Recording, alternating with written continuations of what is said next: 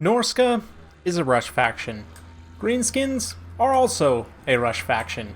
Greenskins, I would say, are probably the strongest rush faction for a number of reasons, but one of them is these guys right here, Orc Biggins and Savage Orc Biggins.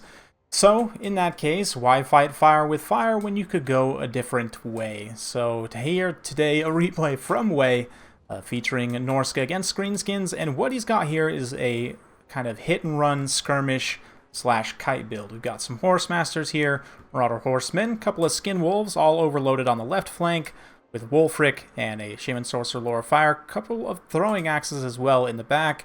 He's got 5 Marauders, and then anchoring the right flank are the Brutes of the Hound. Up against Azag, we've got some Wolf Riders, Mangy Marauders, a couple of Biggins out on each flank, Savage and regular mixed. Regiment Renown, Unbreakable Night Goblins, the 8 Peak Loons in the center, some more Goblins and Night Goblins, Rusty Airs, a couple of Orc Error Boys, Spider Riders, just a Greenskins build. So, frontline engagement, nice little hit and run here on those Biggins. The Skin Wolves definitely don't want to stand and fight there. Just kind of fading back with the Horsemen now. Wulfric's going to jump into combat, but this is a dangerous situation for him to be in. He did use Hunter of Champions on this Goblin Shaman, trying to get rid of him, but the Daka is very real, and some Fanatics also being unleashed down the line will tilt an already uneven fight, really swing things in favor of the Goblins there. And the Marauder Infantry, no surprise to anyone, will crumble very quickly pretty much on all fronts. And now the kite is on. Wulfric also taking a lot of damage here from all this focus fire. Azag dropping in a Spirit Leech for a little bit of spite, but AoE spells are getting going. We've got a boat here on these Arrow Boys doing some nice damage. Burning Head also just tears apart this other archer line here. So starting to get that range damage in quotations in, which, wind spells totally qualify as dealing damage at a distance. Brutes of the Hound are going to peel back from this formation here and try and get after this single Savage Orc Biggin as Wah pops off map wide for Greenskins. They get a big damage spike. Wulfric the Wanderer routed off. The Horsemen are all in a position to potentially punish Azag if he overextends here. You can see there's a couple fading back here. We've got these guys that can come and peel around as well. These other 2 throwing axes falling back. All the meanwhile, the Greenskins units, they're cleaning up, mopping up this infantry engagement, but likewise, a lot of the Goblins, the Orc Arrow Boys, running low on leadership. The Skin Wolves can now come in and start to chase some of them off. Skin Wolves, because they regenerate, Greenskins don't have any fire damage.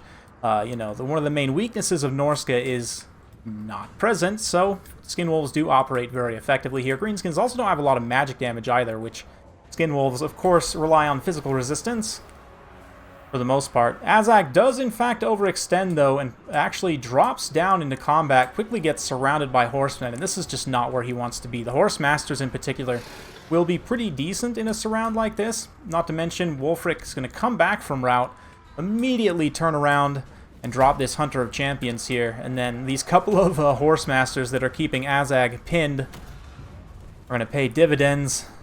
Wulfric comes charging in, gets a nice attack there, a little bit of a Spirit Leech, but all this burst out of nowhere.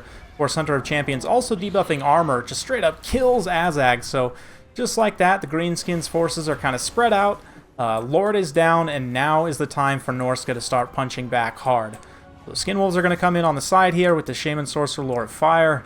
And the Skin Wolves also had just mopped up a few, the Brutes of the Hound, rather, mopped up a few infantry units in the periphery, including some Biggins. They just straight up beat the Biggins because they're that strong. Now they go into a rage and they're going to devour some Goblins. But we'll keep this kind of main fight in the background, and just so you guys can appreciate the Brutes of the Hound for a minute here, because they are getting in some work.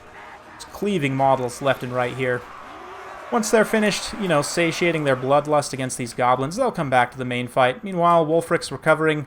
The skirmish like this does include hit-and-run attacks, even by Missile Cavalry, and for that, Horsemasters and Marauder Horsemen are some of the best in the game, in terms of they have awesome missile damage. Their range isn't great. That's probably their biggest downside, but their combat stats and charge bonus, weapon strength, are all pretty good for Skirmish Cav.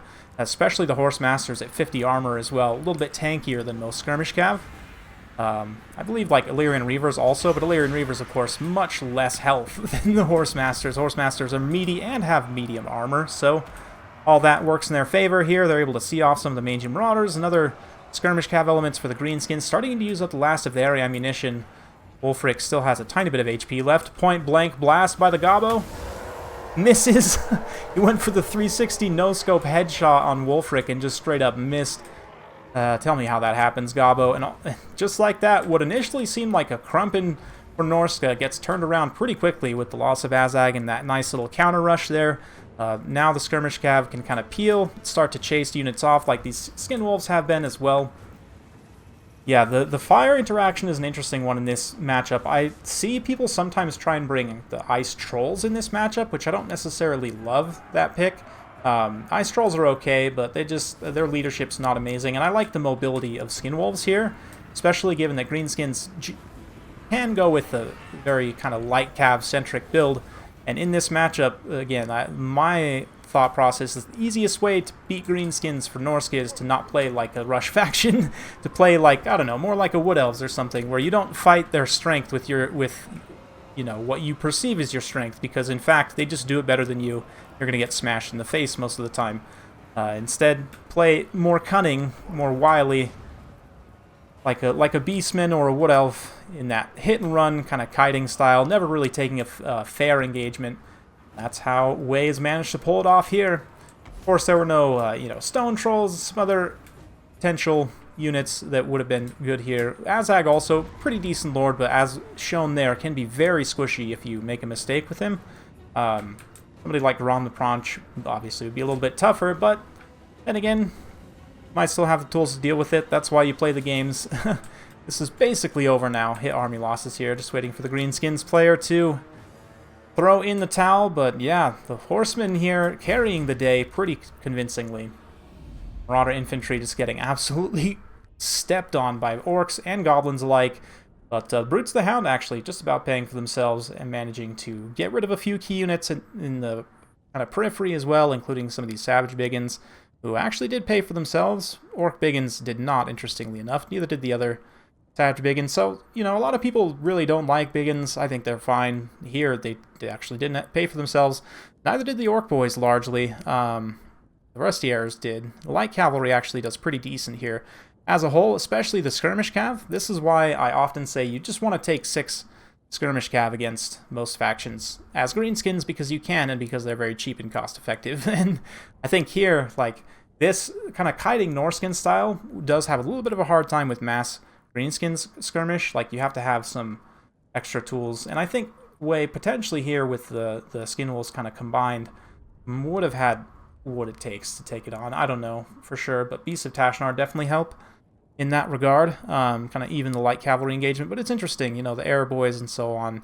Azag definitely had a bit of a rough day there, but the Greenskins infantry, yeah, these Night Goblins just cleaning up with the Fanatics who are out of front line, both paid for themselves, so that's great to see. But yeah, in terms of NORSCA versus Greenskins, it's a matchup I would say if you're in a tournament, I would avoid picking into it if you can, but if you find yourself in this situation, just kind of thinking about things, Greenskins generally have pretty good mobility, but you can potentially out-mobility them. And one of the things you have advantageous that we didn't see in that matchup that I just want to bring up here is a Feral Manticore. The 800 points, very cheap terror. You can spread around the battlefield. You know, go with something like 4 Skin Wolves. Yes. Go with a bunch of Horsemen, Horse Masters. This is already looking, you know, like I probably maybe can't take a Mammoth.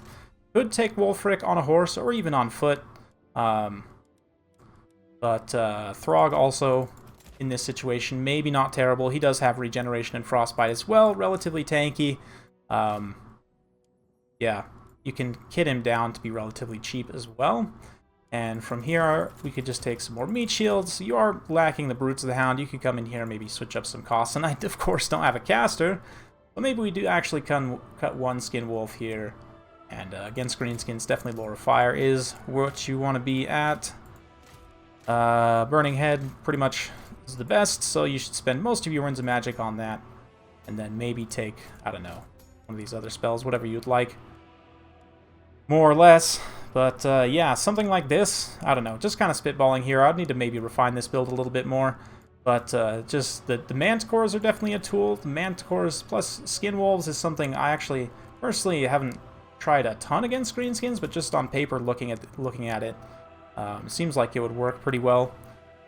Supported especially by the horsemen and stuff. Like, you could even go almost full mobility here and not take any any infantry. That would be a little bit risky because you don't have any meat for the greenskins to chew on, but you know, you come in here and like just replace these guys with some doggos or something. This is a little bit silly, and I would not advise, but we're 1 gold short. We could find that somewhere, I'm sure. Yeah, Throg by himself, 1600, not too bad. I could maybe live with that, or maybe we don't need Kindle Flame, although it is quite nice to have. Yeah, I don't know. Let me know what you guys think down in the comments below. But from my perspective, like, you just don't want to try and face rush into the greenskins. For just about every faction, that's not going to work very well. So you try and find other ways to deal with it, and think about like interactions of the matchup. Greenskins don't have fire damage, like I said. That is one thing to think about. Also, relatively low leadership, right? So the double manticore spread on the battlefield could get some good results there. Let me know what you guys think down in the comments below, though. Hopefully you enjoyed. If you like this sort of content, be sure to like, subscribe, hit that bell notification. Every time I upload a new video, you'll be notified. Thanks again. See you next time.